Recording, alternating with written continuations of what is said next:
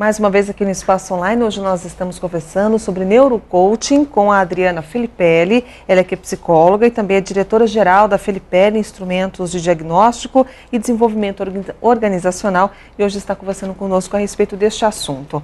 Adriana, no bloco anterior você conceituou um pouco, a respeito do neurocoaching. Agora, acho que seria interessante a gente colocar isso na prática, alguns exemplos de como o neurocoaching pode ajudar as pessoas, por exemplo, com os seus mais variados problemas. Você poderia nos indicar algum exemplo, então, interessante, que pudesse nos ilustrar melhor essa questão? Olha, então eu vou te dar um exemplo que aconteceu hoje, vindo para cá, inclusive. Com a gente trabalha uma moça, que aliás é muito competente, que chama Flávia Contarelli. E ela estava na escola do filho. E nessa escola, não vem ao caso qual é a escola, mas estava conversando sobre dar uma bronca numa criança, num adolescente, que não estava indo bem na escola. E como ela trabalha com a gente, conhece bem essa metodologia, ela fez uma análise muito interessante, que é, se você está fazendo com que as pessoas, você quer que elas aumentem a motivação, que elas aumentem o resultado, dar bronca, fazer com que as pessoas se sintam intimidadas, isto não aumenta a motivação, isto diminui a motivação. Sim. Então, isso é uma pedagogia antiga, onde você trabalha com a questão da cenoura e do chicote. Então, cada vez que isso acontece, você estimula as pessoas exatamente naquela questão que a gente comentou no primeiro bloco, que é entrar na questão do sistema límbico. O sistema límbico, é o nosso sistema mais primitivo do cérebro. Nesse momento, que eu te falei que é ataque e fuga, ou então eu não tenho outra opção, quando eu me sinto ameaçado, tem uma questão ainda que é dentro do sistema límbico, tem o que a gente chama de amígdala.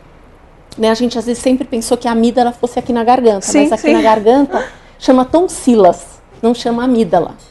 Então a amígdala ela é no cérebro, que é exatamente quando você se sente ameaçado, ou que tem alguma coisa que te faz você se sentir diminuído, como eu tinha comentado antigamente, no primeiro bloco. Isso faz com que as pessoas elas não usem o melhor delas. Na medida que elas não usam o melhor delas, eu não consigo aumentar o desempenho de um estudante dando só punição. Eu tenho que entender e fazer com eles, provavelmente, alguns estímulos que sejam, para alguns, a curto prazo, onde as pessoas vão atingindo determinadas metas. Então, com isso você consegue abranger esse conceito do neurocoaching para a tua vida pessoal, para a sua vida profissional, para a sua vida familiar, para ajudar, inclusive, os seus filhos na escola. Então, você consegue ter uma abrangência muito grande na medida que você entende quais são os gatilhos que levam as pessoas a fazerem maiores defesas e o que faz com que você as estimule. Agora, Adriana, provavelmente muitas pessoas estão nos acompanhando agora e devem estar se pensando, ok, eu entendi o que eu não devo fazer, mas o que seria certo, então? Como é que o pai deveria agir com o filho numa situação como essa, de forma a não afetá-lo, como você comentou?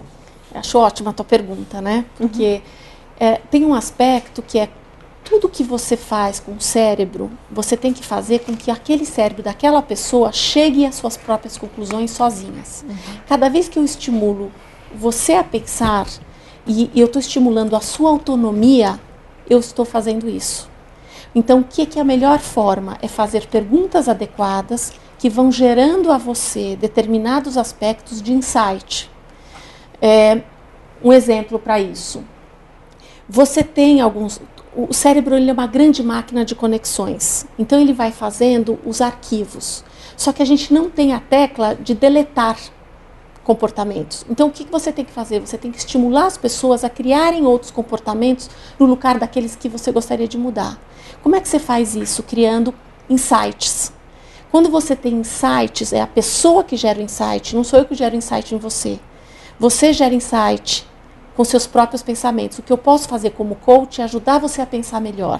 Na medida que eu estou ajudando você a pensar melhor, você tem uma descarga de dopamina que faz com que você tenha esse insight. Na hora que você tem isso, o cérebro tem uma sensação de prazer e aí você tem um início para a mudança de um comportamento. Adriana, nosso bloco já está terminando, mas antes de nós encerrarmos, como é que seria isso na prática, a aplicação disso na prática, entre mãe e filho, por exemplo?